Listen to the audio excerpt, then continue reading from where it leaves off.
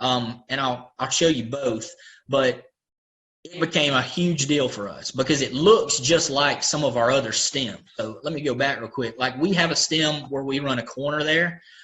He may run a curl dig type deal. He could post it.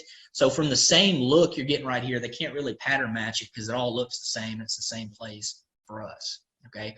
So the base way we're going to do this, let's start out in 2x2. Okay. And the rule is the outside receiver runs a corner.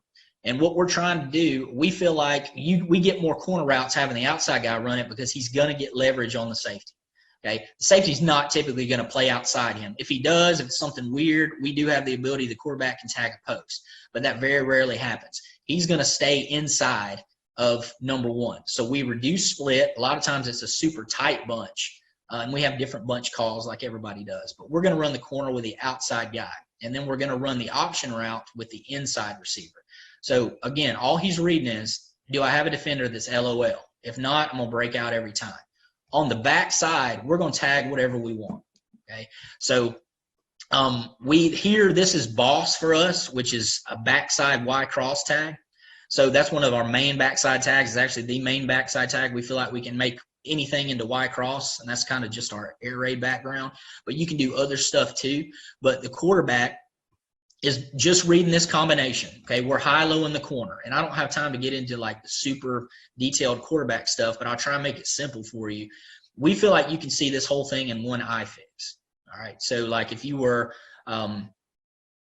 dropping back, you should be able to see that corner and that option route. Now, when we're teaching it to the freshmen, for example, we're going to say we're reading this low to high, but really, as we get with the older guys, that's one eye fix for us. We're going to see that whole concept. And if it's taken away, which usually takes an extra guy, so they get 3-on-2, then our eyes swing back inside. We scan back inside. And so we'd have 3 and then 4 and then 5. And, but to get back to this stuff, you're going to already be having to move in the pocket. We see really good pass rush sometimes. Okay, so here's an example. Here it is into the boundary. Now, the way they're playing, they're going to bring a blitz here. It's kind of a zero look, but they're banjoing because of our close split, but they're just backed off. And a lot of times when you use stack splits or bunch, you're going to get clean releases for your guys. So this is really clean. We could do just about anything to the flat, but he doesn't have an LOL defender, so he's going to break, and the quarterback throws it quick, and he breaks a little bit early because, again, we have a blitz look right here, but we want to tend to push up to 5. Okay? Now, here's another example. So we're really tight bunch up at the top of the screen. We've got Y cross here to the field, coming back into the quarterback's vision. Okay, this guy's all the way outside the hash, so you'd think, that he can make a play on the corner. But, again, we're going to throw him open, and he's got to respect the vertical push, and he's so deep, and that's a really good receiver, so you've got to respect him vertical. So we're throwing the corner route behind. Okay. The option route runner right here feels like that guy's not LOL. Okay, sometimes there's a little bit of gray area. You can debate this a little bit. If he had hitched up, it may have created even more space, but we're fine with that because there's so much grass behind him for us to throw.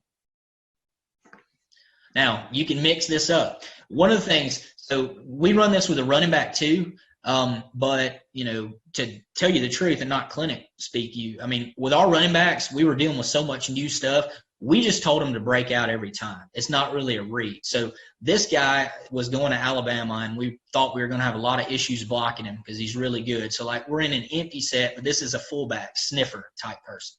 Okay, so we're trying to get a chip on him. So we're in empty, but we're running the same concept. And so what he should do right here is he should stack, and based on his rule, this guy's low outside and looking, he should hitch up. Okay, but he doesn't. Well, the reason why he doesn't, and they do screw up. They do the wrong thing. I'll show you one in a second. But he doesn't right here. We just told him, hey, don't worry about running out every time. And the quarterback knew that. But the safety's inside leverage. We just get the smash concept. Now, why this is different for us is really we almost consider this quick game. Because a lot of times we're letting the quarterback adjust his drop. And if he feels really good, he's going to get the option route, then he's actually taking a 1 or 2 step drop. So it's really quick game timing. Okay. One more of these 2x2. One of the other things that we do is you can change up the backside tag. You can do this as a 1 high versus 2 high thing where you have something backside. What we're doing backside here is really, it's almost a spacing type deal. So we're going to have a guy push up and he's going to be curling in. We're going to have a guy that's going to have the box, and then we're free releasing the back and he's going to the flat. So it's really almost like spacing. So again, it's the same look. We push out. You know, technically, that's a bad read by the guy running the option. Okay, he's got low outside and looking. But they're low, we're able to throw the corner out. Okay, and I'll show you some of us throwing the option here too in just a second.